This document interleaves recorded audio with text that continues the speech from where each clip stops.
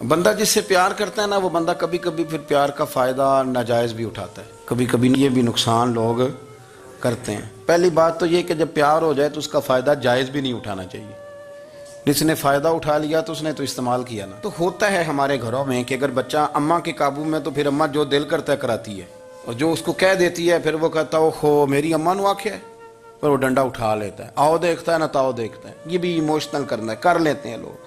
بیٹی کو بھی پتہ چل جائے نا ابا میری بات مانتا ہے، تو وہ سارے بچے کہنا نا سیر کرنے جانا ہے تو ابا جی کو کون منائے گا، تو کہتی ہے تسی چپ کر جاؤ، ابا جی کو میں بات کروں، اسے پتہ ہے میرے سے پیار کرتا ہے۔ اب بات کو سمجھ لیں، یہ ایک ایموشنل کرنے کا طریقہ ہوتا ہے، لوگ کر لیتے ہیں، اور وہ بندہ چونکہ پیار کر رہا ہوتا ہے تو پیار کرنے والا بہرحال کہیں نہ کہیں پھر قابو آ جاتا ہے۔ وہ استعمال بھی ہو تو ہو جاتا ہے، لیکن وہ بندہ ٹھیک ہوتا ہے، کیونکہ وہ استعمال ہو بھی رہا ہے تو ہو تو پیار میں ہی رہا ہے نا، پیار میں ہو رہا ہے نا۔ سمجھ لیں میری بات کو۔ حضرت سعد بن ابی وقاص رضی اللہ تعالیٰ عنہ کا نا اپنی ماں سے بڑا پیار تھا، بڑا پیار تھا اپنی والدہ سے۔ تو حضرت سعد بن ابی وقاص کلمہ پڑھ گئے، اماں جی نے بھوک ہڑتال کر دی، اسے پتہ تھا کہ میرا پتر مجھ سے پیار بڑا کرتا ہے، میں نے بالآخر منوا لینا ہے۔ تھوڑی سی آبادی تھی، ایک گھر کے اندر جو مسئلہ چھڑتا تھا نا اس کا سارے شہر کو پتہ چل جاتا تھا۔ اب کونوں میں گلیوں میں اب باتیں بھی ہونے لگیں کہ وہ سعد کی ماں ہڑتال پہ بیٹھی ہوئی ہے، بڑا مسئلہ ہے۔ اب پریشر بڑھنے لگا۔ حضرت سعد بن ابی وقاص فرماتے ہیں کہ وہ جو میرے قریبی لوگ تھے نا صحابہ، وہ بھی مجھے کہنے لگے یار کوئی رستہ نکال، ہر چوک میں تیری بات ہوتی ہے۔ کہتے ہیں میں گھر جاتا تو گھر والے، بہن، بھائی، بچے، باپ سارے کہتے ہیں یار تیری ماں مر جائے گی۔ اب بہت بڑا ایشو ہے، ہم یہ کہہ دیتے ہیں کہ انہوں نے قربانیاں بڑی دی، لیکن آپ ذرا بات کو سمجھے نا کہ اماں بھوک ہڑتال پہ بیٹھ جائے، ایک انسان کہاں کھڑا ہو جائے گا؟ بدنامی الگ ہے، بحث الگ ہے، سیانہ بندہ، مالدار، وزادار، قبیلے والا۔ حضرت سعد بن ابی وقاص کی ماں نے 3 دن تک روٹی نہیں کھائی، پانی نہیں پیا، بے ہوش ہو گئی۔ اب جب بے ہوش ہوئی تو شور پڑا، سارا محلہ جمع ہو گیا، اب سارے لوگ کھڑے، اور بچہ وہ ہے جو ماں کی بڑی ماننے والا ہے۔ اماں کے اوپر لوگوں نے پانی شانی ڈالا، ہوش آئی تو حضرت سعد بن ابی وقاص قریب آئے، کہنے لگے اماں ایک بات کرنی ہے۔ اماں بھی بڑی مشکل سے اٹھ کے بیٹھ گئی کہ پتر ماننے لگا ہے میرا۔ لوگ بھی کھڑے ہو گئے، مسکراہٹ بھی ہونے لگی کہ لو نہ کوئی بات ہونے لگی۔ ماں کہتی ہے کلمہ چھوڑ دے پھر مانوں گی۔ حضرت سعد بن ابی وقاص کہنے لگے اماں سن میری بات، 3 دن ہو گئے، مکے کا کوئی کونا کھدرا ایسا نہیں جس میں میری تیری باتیں نہ ہوئی ہیں، اور قبیلے کا، علاقے کا کوئی شخص نہیں، لوگوں نے بڑی باتیں کی۔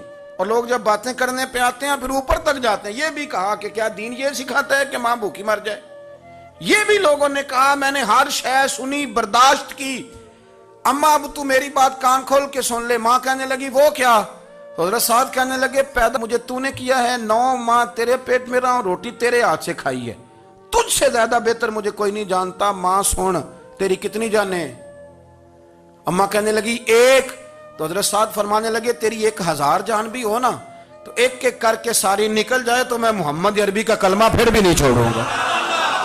ختم ہو گئی بات۔ یہ کیا بات؟ وہ کچا رنگ للاری والا جڑا چڑھدا تے لیندا رہندا، اے عشق تیرے دا رنگ محمد جدوں چڑھ جائے پھر نہیں لیندا۔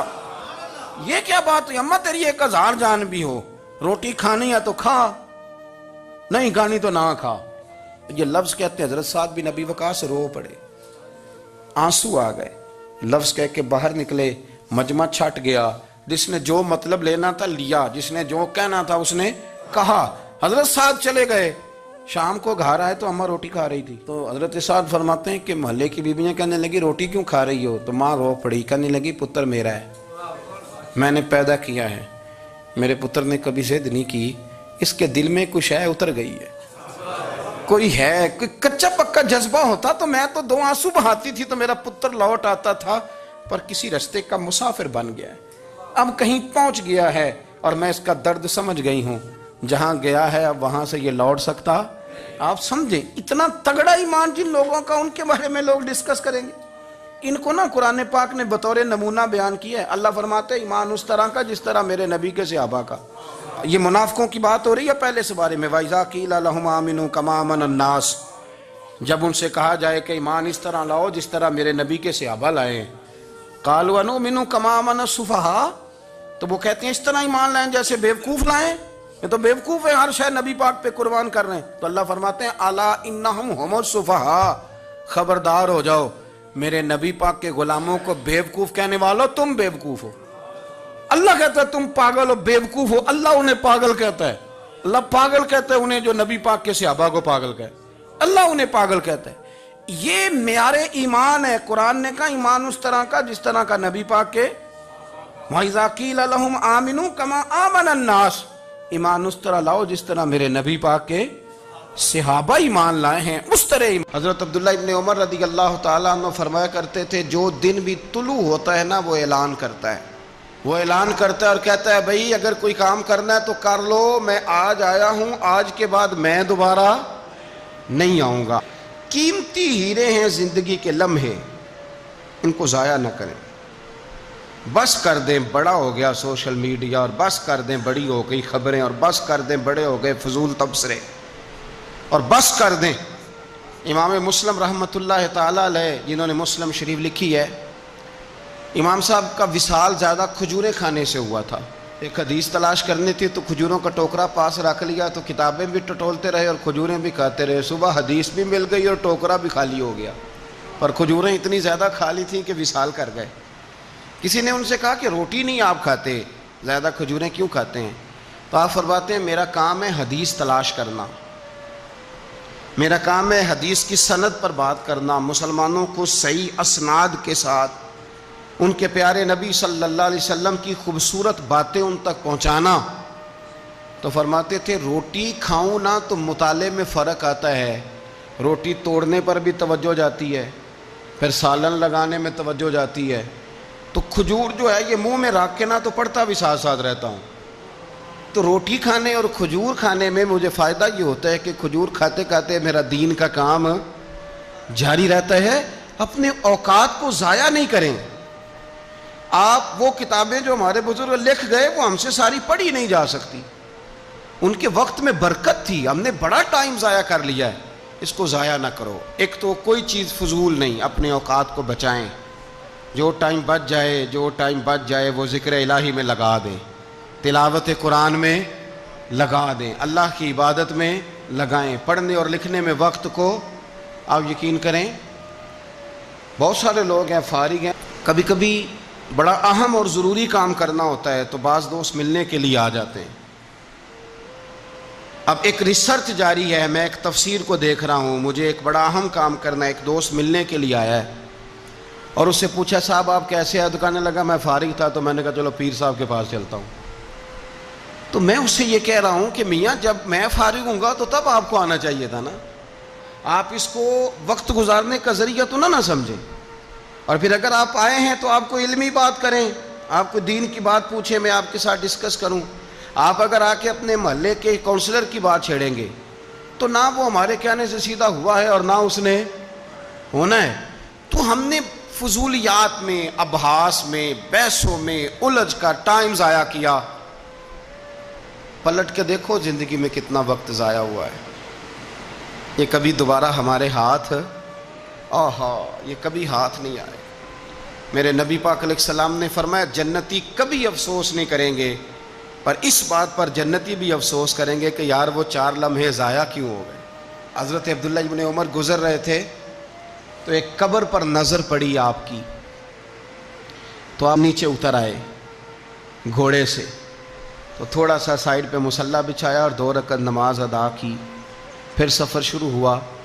تو آپ کے خادم جو ساتھ تھے وہ عرض کرنے لگے حضور آپ کی اس بات کی سمجھ کوئی نہیں آئی کہ آپ نے گھوڑے سے اترے اور صرف 2 رکعتیں پڑھی اور چل دیے۔ تو آپ فرمانے لگے کہ میں جب گزر رہا تھا تو میرے دل میں خیال آیا کہ یہ جو قبر میں لیٹا ہوا ہے نا، یہ تو ترس گیا ہوگا کہ مجھے 2 رکعتوں کا وقت ہی مل جائے۔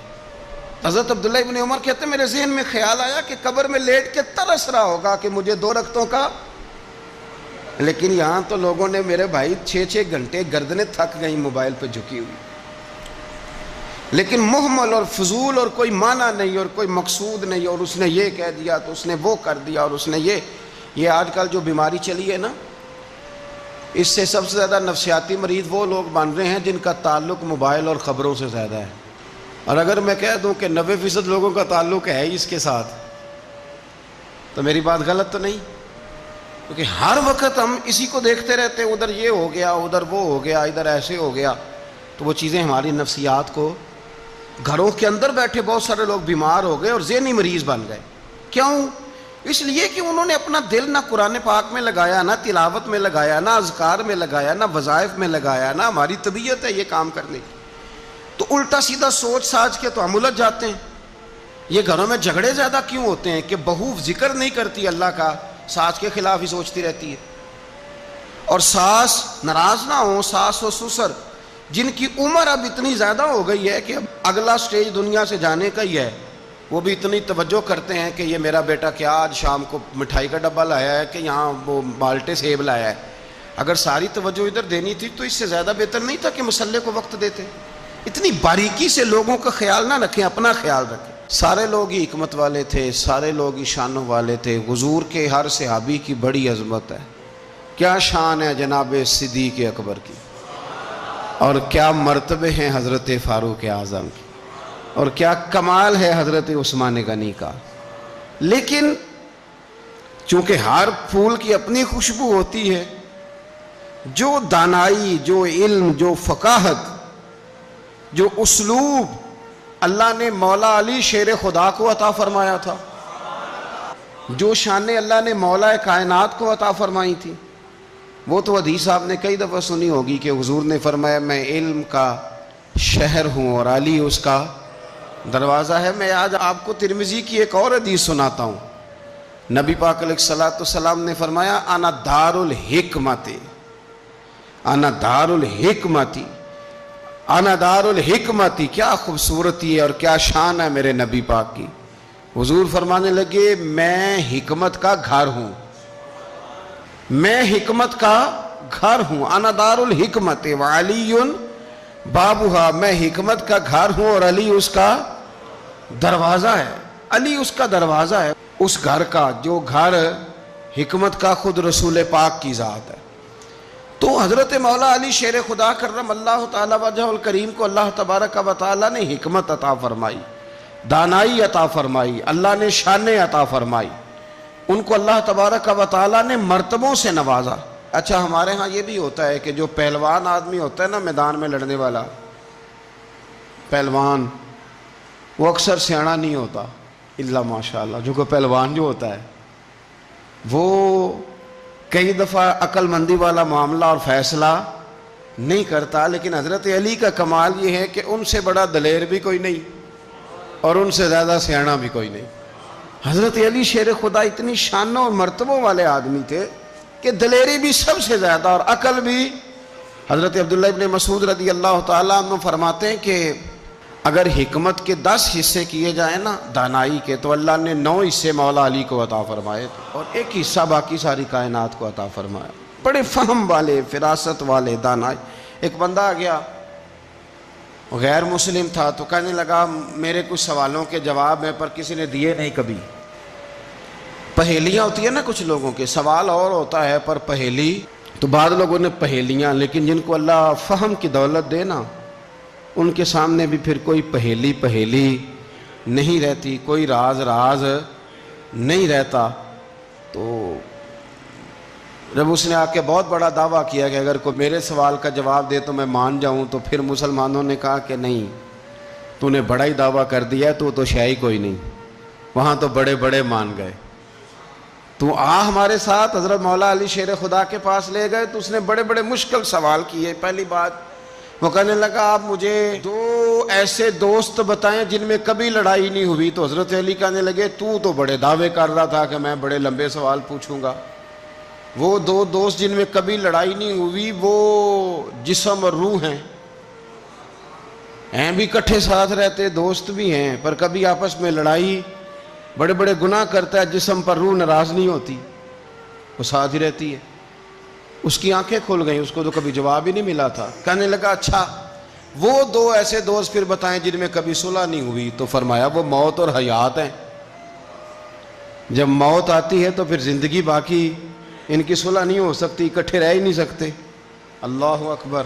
وہ کہنے لگا یہ تو کمال ہو گئی، اب وہ ذہن کھل گیا۔ کہنے لگا جی اور پوچھ لوں؟ فرمایا تیرا ہی دعویٰ تھا 2 پوچھنے، میں تیار ہوں، تو 100 بھی پوچھ۔ کہنے لگا وہ بی بی جس نے چند لمحوں میں بچہ پیدا کر دیا، فرمایا یہ بھی کوئی مشکل بات ہے؟ وہ حضرت مریم ہے، ایک منٹ میں حاملہ ہوئی تھی، اگلے منٹ میں اللہ تعالیٰ نے انہیں تھوڑی سی تکلیف سے گزارا اور اگلے منٹ میں حضرت عیسیٰ پیدا ہو گئے. کوئی مشکل بات ہے؟ کہنے لگا جی وہ دو چیزیں جو حرکت نہیں کرتی، فرمایا یار جلدی پوچھ، ٹائم نہ ضائع کر، جلدی پوچھ. وہ دو چیزیں جو حرکت نہیں کرتی وہ زمین آسمان ہے. اس نے کہا وہ دو چیزیں جو ٹھہرتی نہیں، فرمایا وہ سورج اور چاند ہے جو حرکت ہی کرتے رہتے. کہنے لگے اچھا وہ بتائیں جی جو کھا تو بڑا کچھ کیا پر پیا اس نے کچھ بھی نہیں. تو حضرت علی فرمانے لگے وہ حضرت موسیٰ علیہ السلام کا عصا ہے، جادوگروں کے سانپ سارے ہی کھا گیا پر پانی کا گھونٹ بھی نہیں پیا. حد ہو گئی. وہ شخص کہتا ہے علی کے جواب نے، مولا علی شیر خدا کے جوابات نے میرے اندر ہیجان پیدا کر دیا. میں نے فوراً کہا بتائیں وہ شخص جو کوئی شے نہیں. تو حضرت علی کہنے لگے جو میرے نبی کا کلمہ نہ پڑھے وہ کوئی شے نہیں. کہنے لگے وہ بتائیں جو بڑی شے ہو. فرمایا جو چاہے کہ اس کی عزت کعبے سے بھی زیادہ ہو جائے اور وہ بڑی شے بن جائے تو وہ محمد عربی کا کلمہ پڑھ جائے. گنجا تھا، کوئی شے نہیں تھی، سر پہ بال بھی نہیں تھے، رویا کرتا. اللہ تعالیٰ نے فرشتے کو بھیجا، تجھے کیا چاہیے؟ تو کہنے لگا بال آ جائیں اور تھوڑا مال آ جائے. فرشتے نے ہاتھ پھیرا تو بال بھی آ گئے تو بکریاں بھی آ گئیں، لائنیں لگ گئیں، مال ہی مال ہو گئے. دوسرے کے پاس گیا، وہ کوڑا تھا، اس کو جا کے کہا کیا چاہیے؟ کہنے لگا شفا ہو جائے اور کچھ اللہ تعالیٰ آسانی کر دے. شفا بھی ہو گئی، گائیں بھی دے دی، بھینسیں بھی دے دی، مال ہی مال ہو گئی. پھر ایک کے پاس گیا، وہ اندھا تھا، تجھے کیا چاہیے؟ اس نے کہا آنکھیں ملنے اور کچھ ساتھ اللہ مال دے دے. اونٹ ہی اونٹ ہو گئے. جب بڑا نواز دیا تو پھر مالک نے امتحان لینے کا ارادہ کیا. یاری تیری سونا ہے پر آزمائشاں بھی تیریاں اگ، آزمائشاں تیریاں، صحیح کہہ رہا ہوں، آزمائشاں تیریاں، یاری تیری سونا ہے پر آزمائشاں تیریاں. اے سونا پرکھیا جامدائی پہلو نال لگاں دے لگ. اللہ نے فرمایا آزمائش کرو. سب سے پہلے گنجے کے پاس آئے، اسے کہا اللہ کے رستے میں کچھ دیکھا نہیں لگا، میرے خرچے ہی بڑے، دیکھو تو صحیح کتنی مشکل میں وقت گزارتا ہوں، حال ہی کوئی نہیں. تو اس نے کہا میں نے تو سنا ہے تو گنجا اور بھوکا ننگا تھا. کہنے لگا میں تو جدی پشتی رئیس اعظم ہوں، تجھے کس پاگل نے کہا ہے بھاگ جا؟ اس نے کہا اچھا جیسے تو تھا ویسے ہی ہو جائے. کھیت کھلیان اجڑ گئے، پھر سے گنجا ہو گیا. حضور علیہ السلام فرمانے لگے، پھر وہ اس کے پاس گیا جو کوڑا تھا، اسے کہا کچھ دے. کہنے لگا خرچے ہی بڑے. اب پوچھ لیں کسی امیر آدمی سے، کہے گا چکی کے نیچے ہاتھ ہے میرا، میرے سے زیادہ تو اب پریشان بندہ ہی کوئی نہیں. کیا بتاؤں آپ کو، اتنا ٹیکس ہے، اتنا جرمانہ ہے، فلانی شے، بڑا کچھ گنواتے ہیں لوگ. اس نے کہا میں نے تو سنا تو پہلے کوڑا تھا.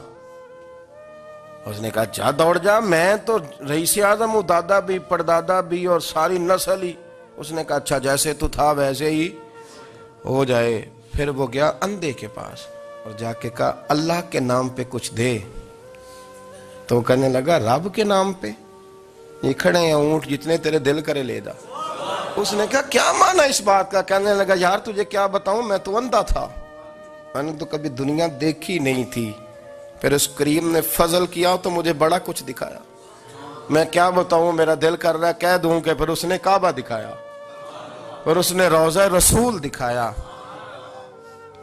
پھر اس نے ریاض الجنہ کے سجدے دکھائے، پھر اس نے اپنے محبوب کے دروازے کی رونقیں دکھائیں. اس نے بڑا کچھ دیا، اس نے بڑا نوازا. میرے پاس تو شاید میں بدکار پرانا خادم، کسے در ملی نہ ٹوئی. ایتے واصف یار نے نظر جو کی تھی پھر واصف ہی ہوئی. یہ تو اس کا کرم ہوا. تو یہ وہ کہنے لگا تو اللہ کے نام پہ جان مانگ، میں وہ بھی دینے کو تیار. میرے پاس تو شے ہی کوئی نہیں تھی، مجھے تو اپنا پتہ ہے، میں تو کوئی شے نہیں تھا، کچھ نہیں تھا میرے پاس.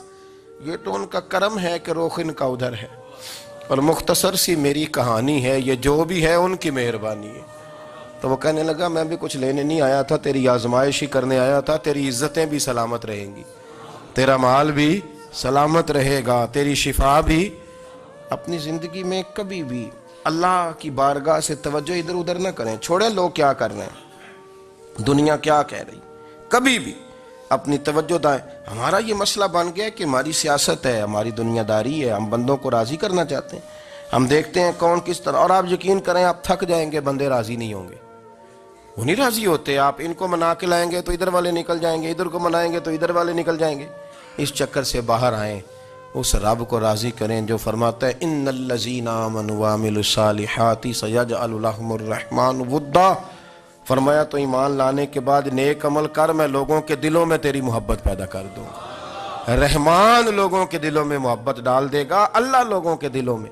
اپنی نظر ہمیشہ اپنے رب پہ رکھیں، اتنی لمبی چوڑی دنیا داروں سے امیدیں نہ وابستہ کریں۔ میں نے دیکھا ہے لوگ کاسا لیسی کرتے ہیں، کبھی اس کے دروازے پہ کبھی اس کے دروازے پہ۔ ان چکروں سے باہر آئیں اور اپنے رب کی بارگاہ کی طرف توجہ کریں، استغفار شوق سے پڑھا کریں۔ اور اکیلے میں نا، اکیلے میں رئیس المتکلمین مولانا نقی علی خان صاحب رحمۃ اللہ نے لکھا ہے کہ فرعون 500 سال حکومت کر گیا۔ فرماتے اصل وجہ یہ تھی کہ دنیا جب سو جاتی تھی نا تو اوپر چادر لے کے تو مسلح پہ بیٹھ جاتا تھا اور ہاتھ باندھ کے کہتا تھا رب تو ہی ہے، میرا پردہ نہ کھولنا، مالک تو ہی ہے، کرم نوازی کرنا، میری پکڑ نہ کرنا۔ وہ بے ایمان ہو کے اگر 500 سال ہاتھ باندھے تو گزارا کر لیتا ہے، تو ایماندار ہے۔ پر مسئلہ یہ ہے کہ تو رات کو بکل مار کے ہاتھ نہیں نہ باندھتا، تو منت نہیں کرتا، تو استغفار نہیں کرتا۔ توبہ کریں تو بچے رہیں۔ وہ اتنی لمبی حکومت کر گیا چونکہ رات کو کہتا تھا مالک رب تو ہی ہے، لیکن مہربانی فرما، میری پکڑ نہ فرما، تو اللہ نے تو اس کو مہلت دے دی۔ کافروں کو آج بھی مہلت دی ہوئی نہیں رب نے؟